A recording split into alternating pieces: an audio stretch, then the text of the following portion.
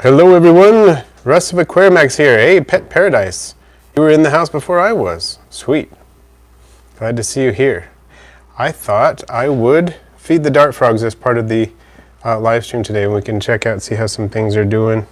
Little plants growing down here, the liverworts from Heather over here.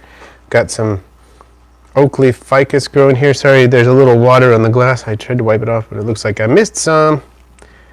There's some Selaginella I didn't actually plant there, and some more liverworts there, some lemon button fern. This bromeliad's doing super well, but I have to get it out of, I'm gonna have to move it or something. It's getting huge. So itty bitty ladybug, Lisa, tropical exotics, Thomas Sinclair, Andrew Lay, Pandu. Hello everyone, and welcome. I don't actually use a Miss King, I just use, here, let me see if I can get it out. On this, I can't remember what brand this is. This is, whatever this is. It's a Mister. I think it's like, it might be Zoom Ed or something, but I don't remember. It's got a random sticker that has nothing to do with anything on it. Don't remember what the brand is, but this is what I use. I would like to do a Miss King someday, because they're just so trouble-free. You just set it and forget it, besides filling it up periodically. It's a lot easier. But I do not currently use a Miss King. And, oh, thank you.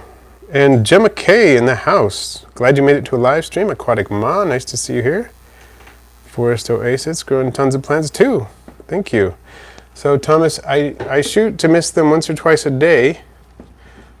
Sometimes I miss a day, which, you know, it happens. It's okay with the bumblebee dart frogs with the amount of ventilation I have in here. It's not a huge deal because there's not a ton. And so, you know, there's always condensation on the glass whether or not I miss that day, and they do fine. But my target is twice a day would be awesome. I don't always get there though. All right, I'm going to drop some flies in here so we can see the frogs do their thing. That's, you know, part of the fun of owning dart frogs, so let's do it. This is a mixture of Hydei and Melanogaster fruit flies. I culture both, and the dart frogs like them both, so let's see if we can get some hunting behavior. And let's see, what types of food do you feed them? Well, these are the staples right here. The supplemented Hydei and Melanogaster fruit flies, but I do give them rice flower beetle larvae once in a while, and they get springtails and isopods. My terrarium floor looks like a propagation bin, all sorts of plants mixed and mingled. Yeah, I kind of let it go a little wild, and it's fun. So I'm glad you like it. Hey, Andrew Lay just sent a super chat. Awesome. Thank you, Andrew. Do you have any specific questions, or is it just a tip? Let me know, because if you do have questions or anything you'd like to talk about, I'm there. Oh, here comes some frogs. And Zero Cool, nice to see you here too. This is my male dart frog right here. If any of you listen to the Port City Pythons podcast, I think there's a certain point in that podcast at which you can hear this male dart frog calling, because I was sitting right in front of this aquarium when I recorded the podcast. So, and yeah, I've been enjoying watching the ground cover kind of fill in. It takes a while, but it's cool. And I've had a little help because Heather sent me some really nice liverworts and moss to grow in here. Like that moss there and liverwort right here. It's a little bit fuzzy through the glass right now with the stuff in the way, but that's all from her. And it's doing well. It's growing. So I appreciate that. Let's see. And Gretel Guerra.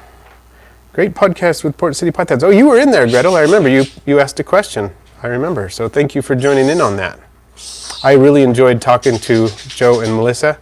It was not only fun, it was really interesting to do, and I enjoy listening to, you know, the topics that they cover on their podcast, and so it was fun to do a collaboration. I really like doing collaborations when I can, and those two were particularly fun to talk to about isopods, because they're just getting into isopods, and that was, you know, they've been doing them for a while, but I mean, I guess fairly new in the hobby of isopods, and they love snakes. So they've been in snakes a lot longer than I have. I've been in isopods a lot longer than they have. Did I say that backwards? You know what I mean. Anyway, so it was fun to kind of talk about that. So Tropical Exotics is looking for a pair of Santa Isabela dart frogs. Those are pretty cool. They're all beautiful. Aquatic Mom would love to get bumblebees like these. Yeah, these are a top-rated frog for beginners. I started out with these and one Auratus. The Auratus turned out to be really shy, and also, unfortunately, when I was moving the tanker just after I moved it or something, the lid was open long enough that it ended up getting out and desiccated. It was sad. So thank you, Andrew. That's awesome. I'll appreciate a tip anytime. I love it. That, you know, every single bit helps more than you could all know. I really appreciate it all, and from super chats to support on Patreon to just watching the videos and liking them, it all adds up. Really appreciate it. So Gemma is asking if the tank needs to be heated. If your house is heated to a normal temperature that humans like, in general it doesn't have to be heated. They can do okay. Well, the sweet spot for these dart frogs is probably between, say, 72 and 78, something like that. They can do better a little warmer. These particular dart frogs can get up to 85, but I wouldn't go any higher than that, and I really wouldn't hover around 85 very long either. But if they're into the 80s, low 80s, they're fine. And then this species can actually go down into the 60s, mid 60s. I wouldn't go much lower than the mid 60s, but yeah, so if you're in the 70s Fahrenheit, you're golden, and if you go a little higher or a little lower, it's not going to be a problem. Itty Bitty Ladybug Lisa has Azureus and Cobalts. Ooh, I really want to get into some of those someday. And Pandu's saying, here in Indonesia, dart frog is less popular than any other country. Interesting. Oh, I love the snouns when they eat, and I love the way they tap their little toes while they're hunting. So cool. And they're cool. Are you able to sell isopods and ship them to Texas yet? Really looking forward to purchase from you again. Very great, healthy isopods. Well, thank you. I'll have to check my list, but I'm pretty sure, excuse me, I updated my list today. I think I'm up to 19 states plus Washington, D.C. on my list, but I don't think Texas is there yet. I have applied for the permit. It just takes a while for them to process. And they process, you know, some days I'll get like, oh, I got 3 permits today, and another day I'll get 1, another day I'll get 0. So I'm sure they're pretty busy, and that's why it's just taking a while. So I don't think Texas is on the list, but if you check my aquariumax.com stock list, it will be updated. It will tell you which ones. I think New Jersey cleared yesterday, and that was the last one to clear, and it's roughly alphabetical because I applied in roughly alphabetical order.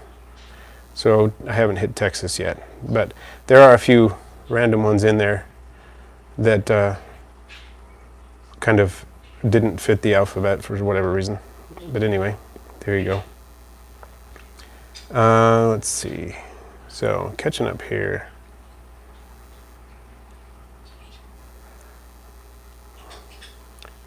And yes, Gretel, I'm glad that you were participating there, and it was pretty easy to recognize your name. A last name like that is an Italian last name, so that always, you know, sticks in my mind. That helps. There are other reasons too, but that's one of them.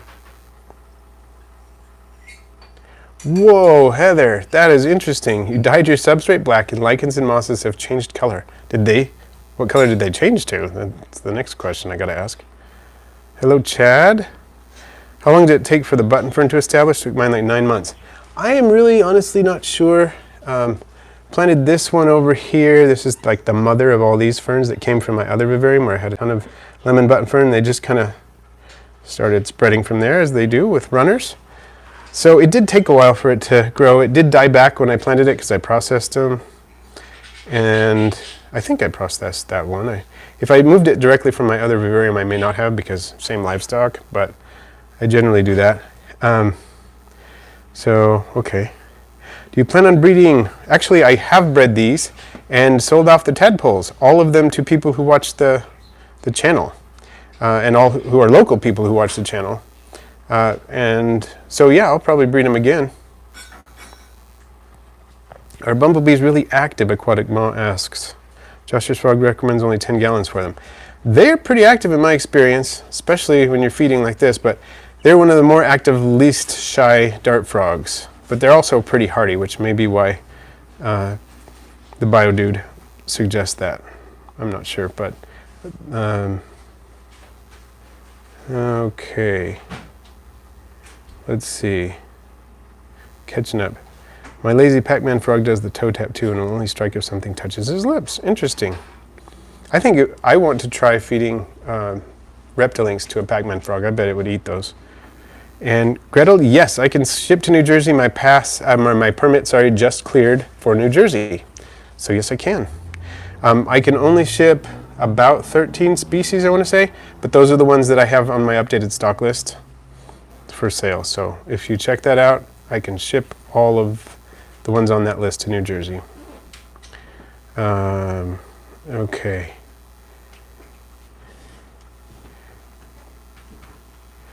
Okay. Still catching up, everybody. And thank you, Wonder Pet Chronicles and Elaine Smith. Lichens are pale gray and they turn many different colors. Gel food coloring.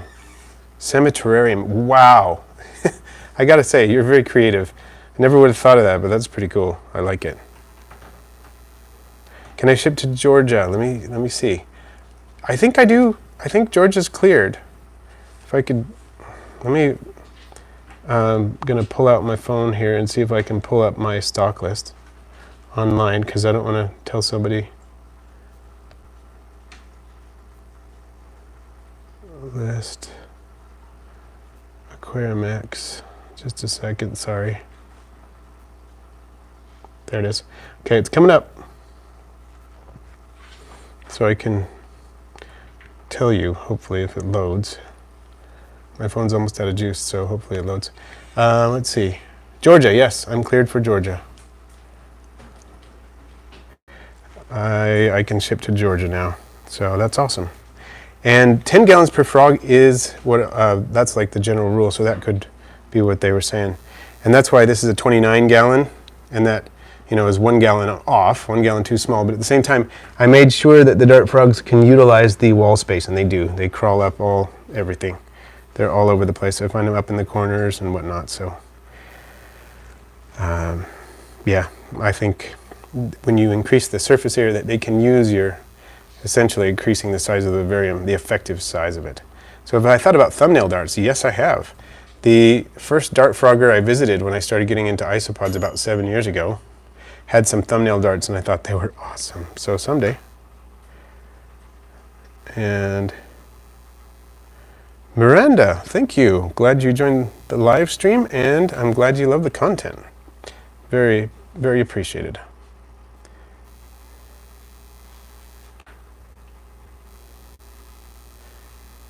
Okay. Yep, and it doesn't hurt, itty bitty ladybug, if you're doing like what you do and erring on the side of extra space. Not a problem. That's always good, right?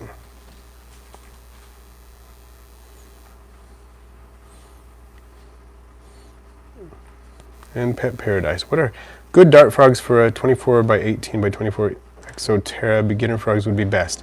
That that footprint is close enough to a 20 gallon, especially if you're good about making sure they utilize the wall. You utilize the walls and so on by building things in. In the background, you could totally do a pair of these guys in there, a pair of bumblebees, and they're a great beginner frog. So that would be an excellent one. It's not the only one, but since I have such limited experience with other ones, I would say, since I know this is a good beginner frog and I love it, and I'd say they do great in there if you just did a pair. And Fishkeeper, welcome. So Nathaniel Holcomb says, in a tank too large, do they stick together or separate? I think they just tend to use the whole space, and it depends on the situation what you're keeping together. If you're keeping, frogs, like in this species, they're pretty good about groups. Some frogs are not good about groups. You just need one pair in there, and this one I have 2 females and a male, and they do fine. So it just depends on the species, because some of them are very territorial and will beat each other up a lot. But they tend to, I think you'd find that it just depends too much on the species in a specific situation for me to give a really useful answer, unfortunately. Sorry about that. Okay, so Gemma, an isopod question. That's cool. Isopods are related to dart frogs, and you keep them in bioactive vivariums. We'll go with it. And actually, I'm just doing Q&A today anyway. But have I ever gotten local isopods from outside? Yes, I have. The Silisticus convexus culture that I have. Oh, look, we got a little wrestling going on. Those are the two females. I collected some Silisticus convexus in my current backyard. I collected the founding members of my Armadillidium vulgare high yellow project in a canyon near my house. And some of the other isopods I have, the Oniscus ocellus and the Porcelioscaber wild types, were wild caught by Peter at Bugs in Cyberspace and sent to me. So those are all from the wild. It can be done. And there's not really a problem with it as long as you make sure to breed those isopods for a generation or two to make sure that they're not carrying parasites or other undesirable critters that you collected inadvertently along with the isopods before you put them in a bioactive vivarium. And also to make sure that any pesticides or heavy metals that might have come along with the initial isopods, that's not going to be as much of a problem in subsequent generations. So to take care of those issues, just breed them by themselves for a couple generations before you use them anywhere else, and it can definitely be done. Aquatic Mo's got a Pac-Man frog coming, and you're thinking of using a 20-gallon. Let me tell you the only problem with using a 20-gallon like this one. It is that I feel like it's too small. I mean, I set it up, and I love it. I think it's awesome. It's way better than the 20-gallon high that I was using before. But I just think, I can't fit everything I wanted to fit in here. It's so sad. So if I had the space, which I don't, and I could do it over again, which I'm not planning on doing anytime soon, I would go with a bigger tank.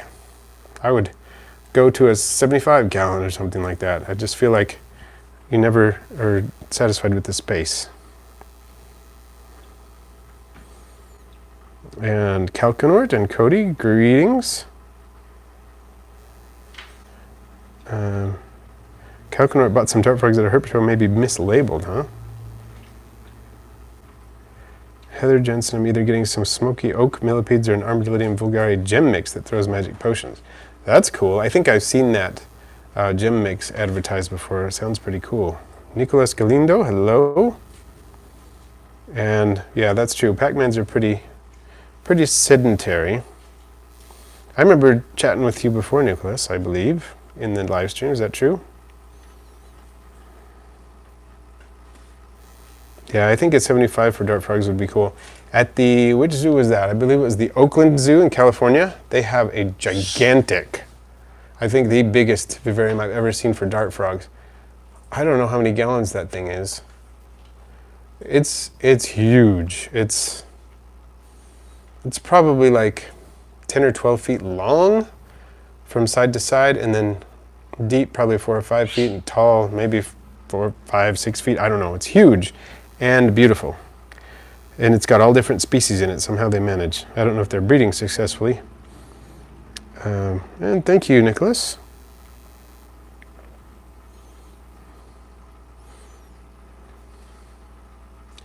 What was your first experience with frogs? How has your keeping experience changed since? Well, if you're talking about frogs in general, when I was, a little kid, I was catching Pacific free frog tadpoles and the frogs themselves just near my house. The frogs would show up on my mom's tomato plants and stuff like that.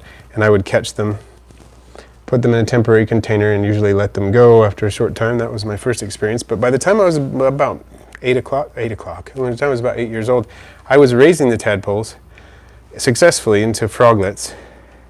And later, a few years later, I was keeping like spadefoot toads when we moved out into the desert, because that was when I lived in the Pacific Northwest.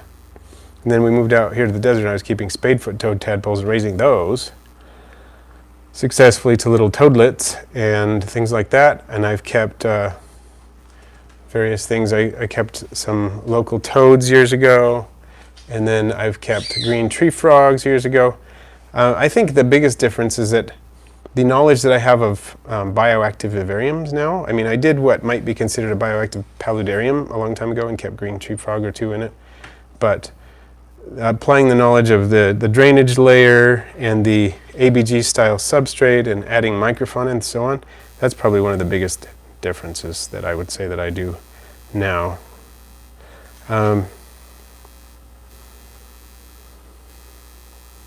Let's see. So hopefully that helps. That's a great question, Chad. So hopefully that's kind of the answer to it.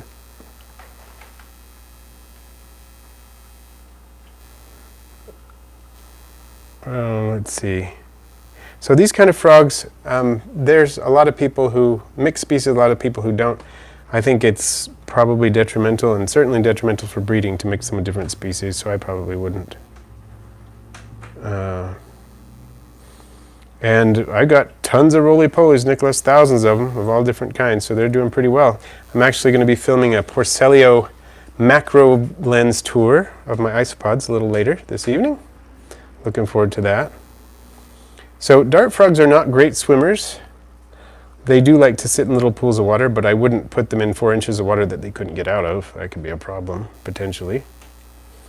They're not excellent swimmers. I wouldn't say they can't swim at all, but they're not like some frogs. So Dendrobates is a good genus to start with, and this is a specifically good species in that genus. This is Dendrobates leucomelas, also known as lukes or bumblebee dart frogs. Yeah, Lance, we are getting a decent amount of people today in the stream, aren't we? Glad to see you here, Lance. Oh, now that I said that, there are fewer. I am cursed.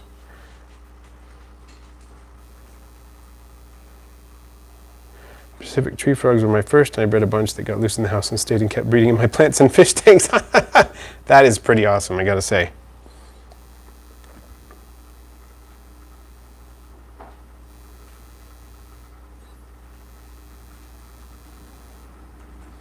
So these guys mostly eat fruit flies. I give them wingless melanogaster fruit flies and winged but flightless Heidi fruit flies, as well as things like isopods and springtails and rice flower beetle larvae. And I used to give them bean beetles, but I don't do bean beetles anymore. And Jordan, welcome and hello. Nice to see you here. You get to witness this tense moment between these two female dart frogs here and staring each other down. And Isabella's song. I should do a video for powder orange, shouldn't I? Like, do you mean a care video? That would be a good idea. I haven't done a care video for powder blues or powder oranges or anything like that, I don't think, so I should. And Cody, you were fortunate. Your mom was cool with that, with the frogs being loose. I'm excited for the macrolens tour too. I've done phase 1, which is the Armadillidium. Maybe some of you have seen the Armadillidium tour. It's a lot harder to film Porcellio because some of them are so fast. Like trying to film dairy cows with a macro lens, because you have to get so close to them with macro lens, it's really hard. But I'm going to try anyway. It'll be fun. I have some ideas about how I'm going to manage that. And Gemma K, is it hard to breed the fruit flies? No, fruit flies are super easy to breed. The main problem people encounter, there are 2 main problems people encounter with the fruit flies, and one is mold in the cultures, and I buy a mold retardant from Josh's Frogs that I add to the recipe, which really helps. You can also do natural mold retardants like cinnamon and vinegar, which I've used in the past as well. And then the other one is mites. Mites can infest the culture and basically cause the cultures to crash. I don't have huge problems with that. I raise the cultures on wire mesh, which I think helps reduce the amount of mites that get in there. And I also live in a very dry climate, so I think that discourages the mites. And thank you, Isabella. I'm glad you love the videos. It never gets old. I always want to hear that. Whenever anybody says that, it makes my day. And Aquatic Ma, you're saying you have some trouble with the lemon button fern, huh? Yeah, that one, so far I've been lucky with it, but I feel like that's just how it is with some plants I'm lucky with. With some plants I have absolutely horrid luck with. And maybe you're the same way. There are probably plants that I can't grow to save my life, and you are able to grow them really well, so. Let's see. Oh, and thank you, Elaine. I would love to do something fun with 100 gallons. And I do raise the rice flower beetles, and there is no permit required to ship those. They're deregulated by APHIS. so they're super easy to ship. And let's see, none pet house millipede I caught my cat playing with yesterday. I had to catch it with wet fingernails and get it into a terrarium before it was eaten. And now it is a pet millipede. Glad you were able to save it. And Nicholas, I actually have a care video for fruit flies. If you do a search for quick guide fruit flies, it'll probably show up. And if you do a quick guide fruit flies Aquarimax, it will definitely show up. It's an older video, but it's still pretty valid. And the medium that I use for fruit flies is, I use potato flakes as my base, and then I add nutritional yeast and green pea powder and spirulina algae, and I also add mold retardant from Josh's Frogs and a little bit of brown sugar and water, of course. That's what I use, but I've also used the Repashy medium, which I like, the Josh's Frogs medium, which I like, and the Any Herp medium, which I like, possibly others. And Isabella Song, do you suggest any type of soil that is pre-made and cheap? For dart frogs specifically, or isopods, or it kind of depends on which one. For maybe you're talking about powder orange isopods. I'll wait and see which ones you're talking about. Thought about starting up the podcast again.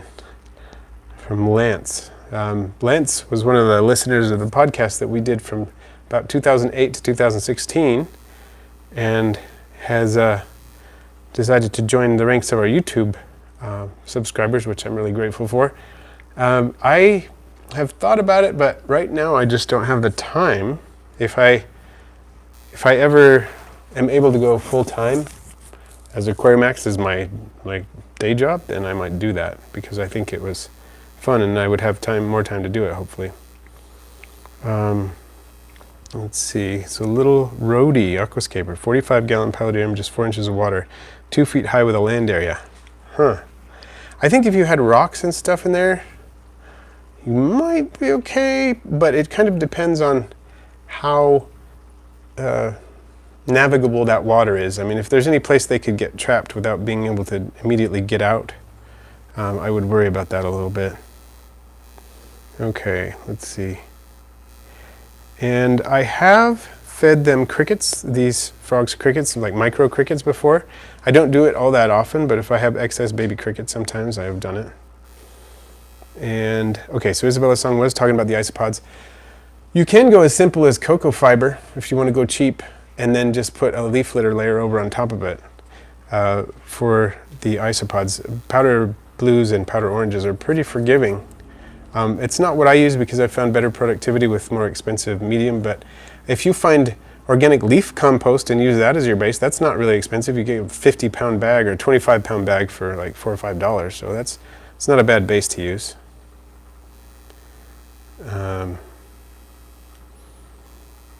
So that's one idea. It looks like we got some other ideas here too for that. Like Heather had a good idea for substrate. Aquatic Ma, you ever tried English ivy? I want to transfer this to the Pac-Man frog tank, but I'm scared. You know, I haven't grown a lot of English ivy. I've never done it in vivariums. I have done it, but not in vivariums, and I kind of think it might be a little too warm in a vivarium for English ivy, but I'm not entirely sure. Looks cool though. Yeah, Lance, it has been a long time. I think it's been since 2016. I know how to get rid of fruit flies from an isopod vivarium. Well, you know, it's very possible that what you have are fungus gnats rather than fruit flies. It's possible you have fruit flies, but more likely they're fungus gnats, which look a lot like fruit flies.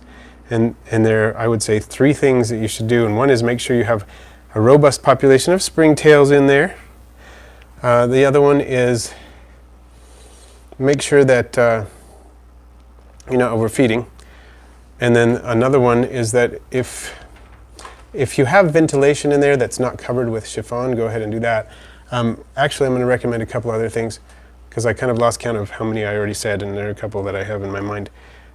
One, you can get some non-toxic fly ribbons and hang them in the room, and the fungus gnats will get caught on those. And another one you can experiment with at your own risk, but I've experimented with it successfully a bit so far, and it seems to work. You get the mosquito granules that are used for, you like put them in a pond or a bird bath and it kills mosquito larvae. It also kills fungus gnats. So you soak a few of those granules in purified water and use that to water your isopod enclosure once a week. And that does seem to kill off the fungus gnat larvae.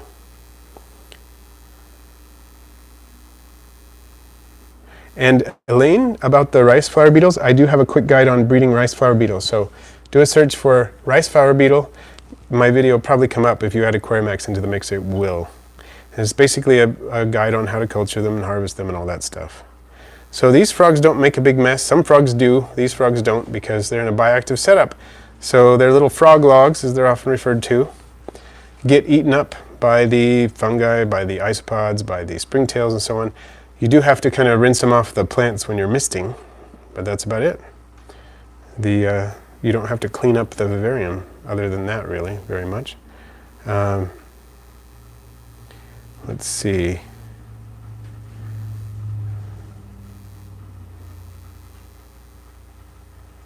What substrate do I use for the frogs, and how do you keep it maintained? How often is it changed? This is NE Herpeticulture, New England Herpeticulture's mix. This is their dart frog mix. They've got a couple of different ones. It's based on ABG mix, which is Atlanta Botanical Gardens mix. It contains things like tree fern fiber, sphagnum moss, orchid bark, charcoal, that kind of thing. And in a special mix that allows water and air to pass freely through it, it doesn't pack down very much, which is key that it does that, and it lasts a long time. So it can last at least half a dozen years. The substrate I had in the vivarium before these dart frogs was about that old, and it was still viable when I switched it out. So yeah, it lasts a really long time.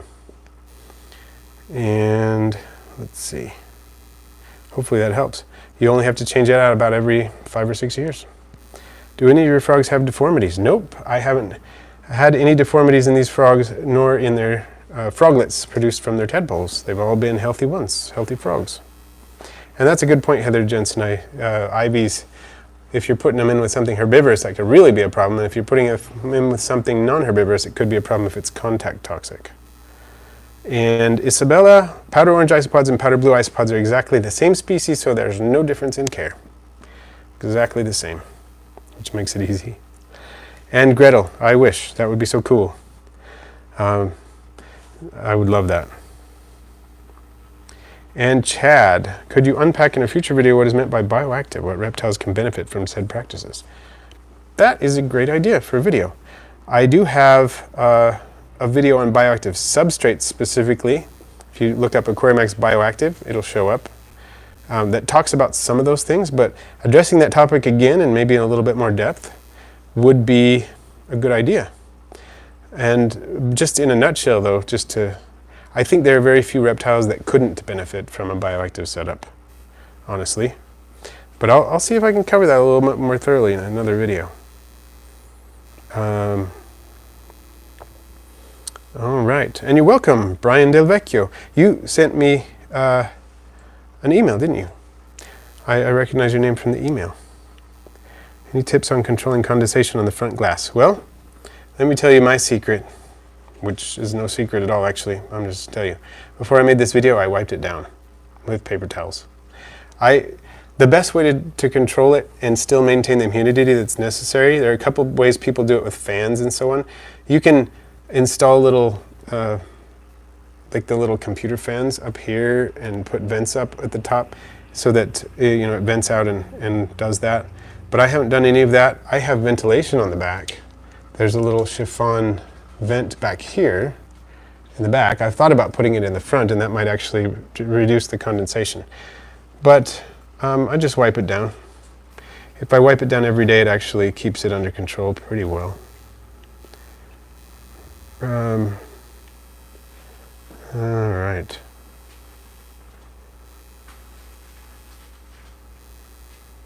And aquatic moth, yeah, I've actually used pothos in vivariums. I had a paludarium years ago, like we're talking 17, 18 years ago or something. I had a paludarium with anoles and platies in the water and there were anoles on land and also a green tree frog in there. And pothos was the plant, and it was growing all over, on the water side, on the land side, everywhere. And it seemed to do fine in there. I think it's mostly toxic when things are eating it, and nothing in there was really eating it.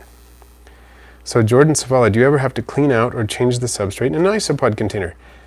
Yes, you do, and it depends a lot on how many isopods you have in there, how often you top off the substrate, and so on, but that is a great question. I aim to change it every 3 to 6 months. I don't always get there. Sometimes it takes me longer. But if you don't, basically the substrate gets exhausted, your productivity goes down because there's nothing for the isopods to eat. Now they can eat their own feces and reclaim some nutrients that way, but each time they do it, there are fewer nutrients that they can reclaim from it, and so there's a limit to that. So generally what I try to do is either replace a large quantity of the substrate, a third to a half of it at a time, or sometimes I just do the whole thing. But I try to do that, like I said, every 3 to 6 months, but it doesn't always happen as often. But it does need to be done. So hopefully that helps. All right, Cardboard Bear, do you have recommendations for light spectrums for bioactive setups? Should I get something with more red light than white light or blue, or vice versa, or is it all according to taste? Well, I think plants will grow in a lot of different setups, but one of my favorites, I'll tell you 2 of my favorite bulbs that I've used.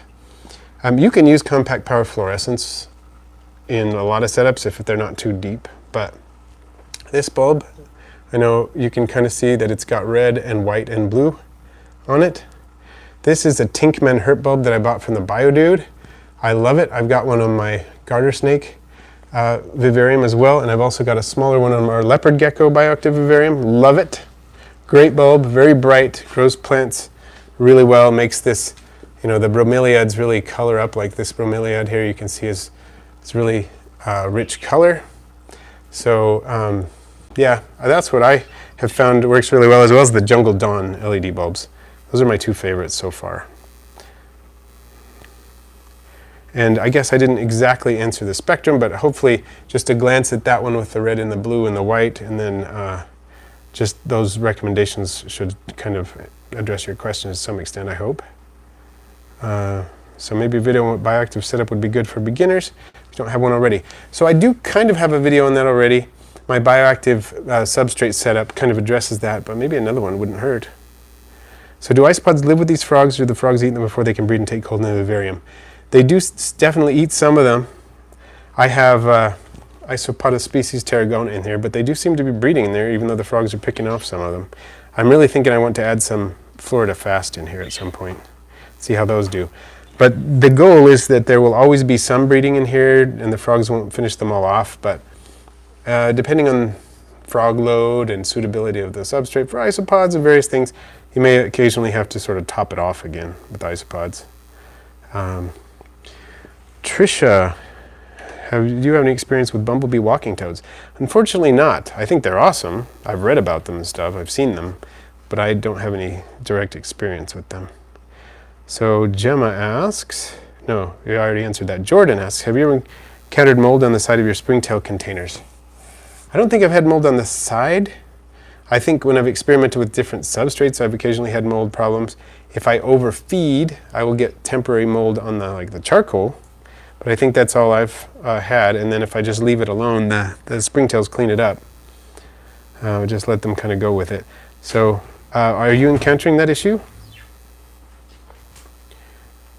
And replacing the substrate without losing any isos. Very, very difficult to do. What I generally do is go through that substrate with a fine-tooth comb. I think the only way to actually do it without losing any isos is split the culture into 2, put half of the substrate in one culture, leave half of the substrate in the old culture, and then top it off with new substrate, and then you're not going to lose any, and you have 2 cultures instead of 1. I think that's the ideal situation, but it doesn't always work out in everybody's plan. So, but that is definitely the easiest way to do it. But generally what I do is go over it with a fine-tooth comb in a figurative sense. And sometimes I do use a sieve and just sieve the substrate through it. And there will be mankai in there, and there will be adults that appear. Sometimes my youngest daughter will help me because she kind of likes to do that. And we'll sit there and go through the thing for an hour or so, and we'll stir up the substrate, find all the ones we can, move them to something else, and then wait a few minutes and go through it again, and we'll keep doing that. And then at the end, there are probably a few isopods in there. And really the only environmentally responsible thing to do at that point, once you feel like you've gotten all the isopods out, well, there are two, okay? One, and I have done this, is you just set the substrate aside for a while. Keep it as if you would a normal isopod vivarium, but just feed in one little corner and put like a hide in one little corner. And then just do that for a month or so, and by that time any babies that were in there or any adults you missed should gather in that area where you're feeding and where you have the hide. And then you can take them out and then dispose of the substrate. You've probably gotten most of them that way. And the other way, well, and then at that point, or if you just want to do it the other way and you don't have time or space to do that, you've really got to put the substrate, the excess substrate, in the freezer for 72 hours before you put it outside. That is the APHIS recommended method of disposing of that excess substrate so you don't accidentally introduce isopods to a place they don't belong. Which is sad, but true. So hopefully that helps. So Jordan, you have had the mold on the sides. And is this in a charcoal-based culture for your springtails? Oh wow, it's later than I thought it was. I've got to go do another video pretty soon. But I have enjoyed this chat with everybody. I'll stay on for a couple more minutes so I don't leave anybody hanging. Try to avoid doing that if I can. Close up on the dart frog. Oh, and glare. That's no fun. See if I can reduce the glare. Here's one of my favorite terrarium plants ever, or vivarium plants. Ficus quercifolia, or Ficus pumila quercifolia, oak leaf fig. Love it because it looks like tiny little ivy. And you're welcome everyone, and thank you for the likes. We've done pretty well in this video. Had some good watches on here, so I really appreciate everybody chiming in. Appreciate the super chat, Andrew. Appreciate everyone's support. And if you haven't heard my podcast on isopods, my guest podcast appearance on Port City Pythons, please go check it out. And the young naturalist, I'm just going to answer a couple more. Dairy cow, Porcelia laevis dairy cow, one of the best beginner isopods. That's what I would say. And you're welcome everyone, and thank you so much. And I hope to catch you soon. I have some fun videos coming up as I am planning. The next video on Friday should be my isopod macro tour of Porcelio genus. Catch you all later.